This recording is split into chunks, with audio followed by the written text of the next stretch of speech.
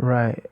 Greetings, hello, welcome, warm greetings, warm welcome, all of the above. This sermon, this like session is about like I don't know, love, I suppose. Basically, right?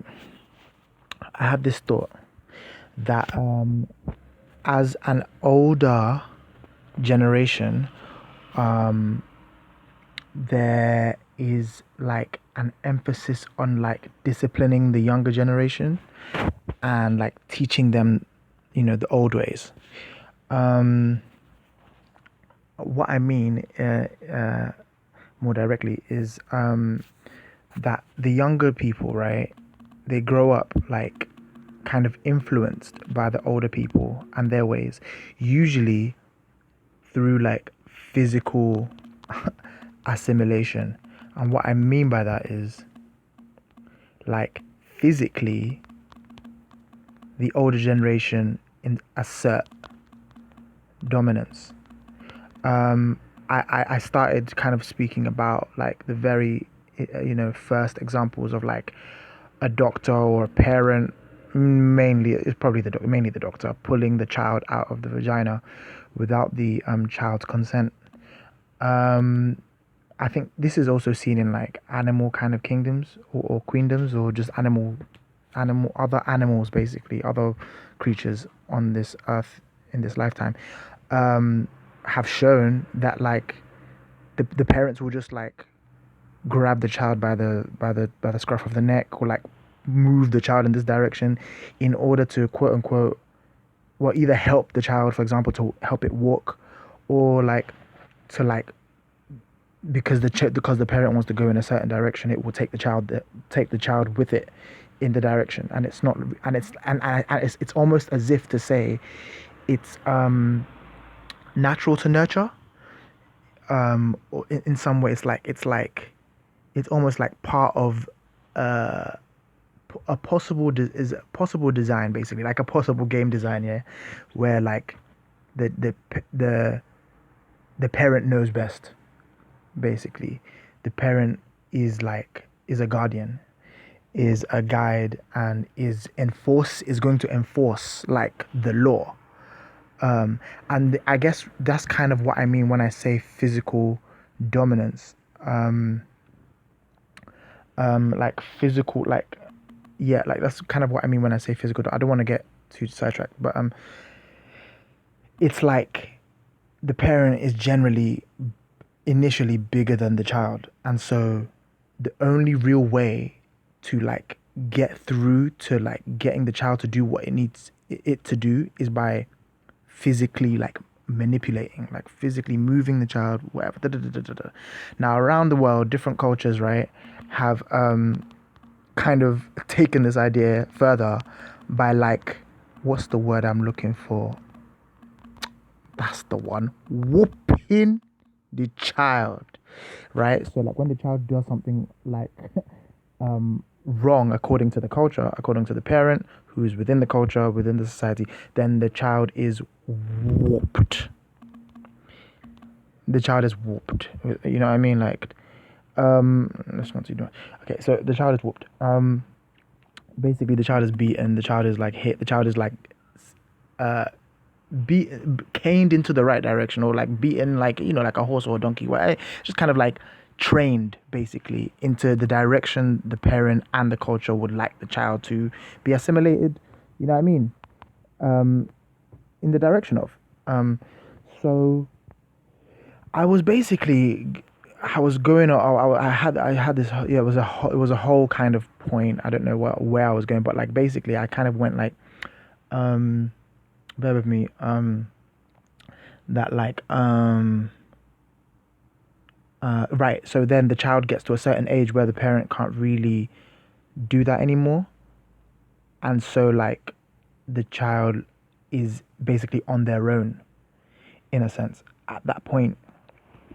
Even if the child is still like around the parent, there's this kind of like common knowledge, or there's also like a, I guess, a period in which there's like a tension between the parent and the child, or the older sibling and the younger sibling, where it's like, oh, you used to get your way through physical dominance, but now you can't really do that. So you have to like bear it and like bite your tongue, or like try another way. And they usually try like mental tactics, or like, and I also spoke about like how like I'm talking about, I also spoke about as if it's like some, you know what I mean, like some, as if I'm not doing it right now. Basically, I also spoke about like just like how the mental is linked to the physical, like the mental like dominance is linked to the physical. So it almost starts off physically, and then it's like all you have to do is say it to the child, and the child almost like registers what it would mean if it didn't listen, which would mean the physical. So anyway, when the physical like melts away or can't really be established anymore, then it's like the mental like takes over in a sense, and the mental lingers over. So it's just like it's that thing basically where you can still feel ashamed, afraid of your parent, even when they are like no longer physically able to like assert their dominance over you. In that way, you still have that fear that like you still see them so like big in your mind, or like certain ways they might look at you or talk to you might trigger what it would mean if you were to oppose or resist. And so basically, oppose is the word I'm looking for. But yeah, like so basically, um, yeah, there's much more points I guess that one can go off of that. I just can't think right now in that direction. But yeah, like anyway, what I wanted to talk about was basically like this idea of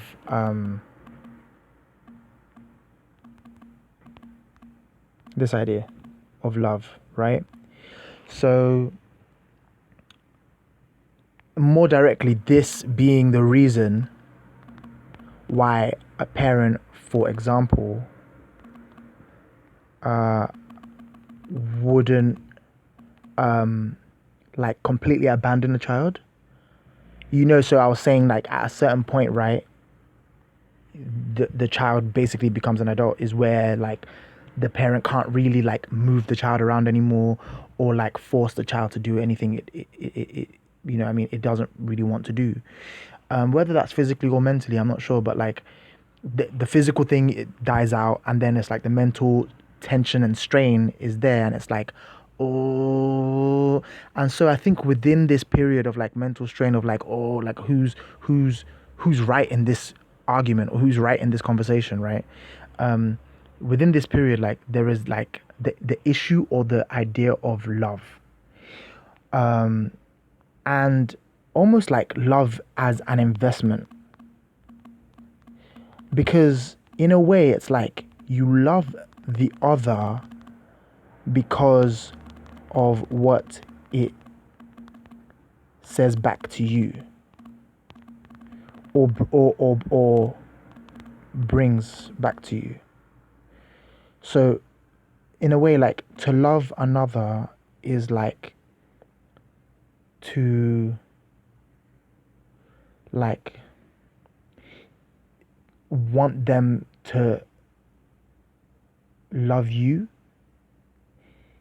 in a sense. It's not so like like manipulated or like planned in that way. It's more like it's part and parcel of what the situation is. Like you love them because because they are part of you. Definitely I see that in terms of like the parent situation, or even the sibling situation. Like they are part of you, like they share of you, like they reflect to you, back to you, like the same things, you know what I mean. um and it's just that there's a certain kind of cultural link there, you know because we're told more than anything about like our genetics and our relationships to those, in our bloodline, and but more so maybe there is an actual like natural, physical, or like chemical, biological element to it, where it's like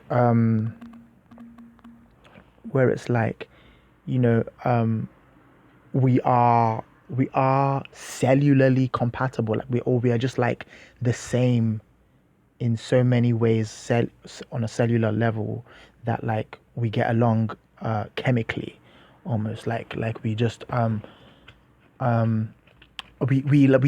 are bound to have the same kind of traits, find the same kind of foods in spicy, or like find the same kind of things funny, regardless of like the nurture aspect, like growing up together, culture aspect of like living in the same, what I mean, it's like living in the same society and falling under the same like, like interests and or like assimilations or whatever, like just the same, like, oh, we went to the same school, so we both like this person, or I don't know, or we both watched like Powerpuff Girls, and so therefore like all this kind of stuff, like that's like the nurture aspect, like the culture aspect. But then there's like possibly like, yeah, like we we were always bound to like fall within the love sphere, um as a definition. um so the love is a, in this case at least, is like a, is like a an attraction.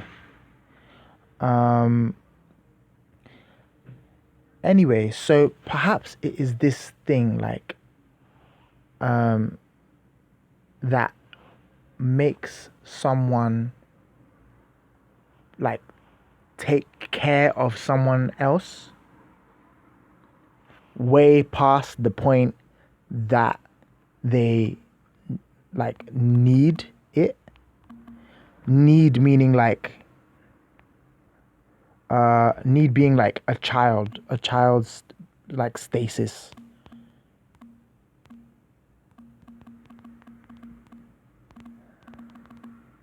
like like a child's state of being is in a point of need, more so when they're like a baby, you know.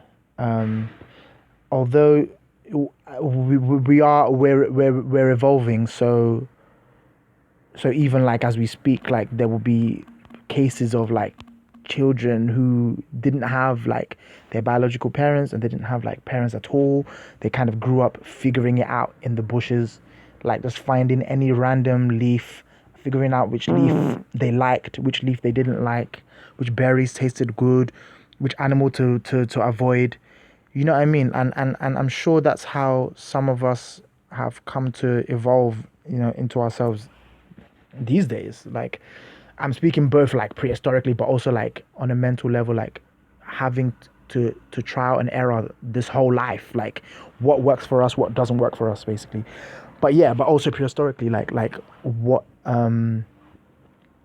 what I mean, like what to avoid, what not to avoid, which tree to climb, can you climb the tree, how do you climb, who died in order for you to learn that that tree is not the one for climbing.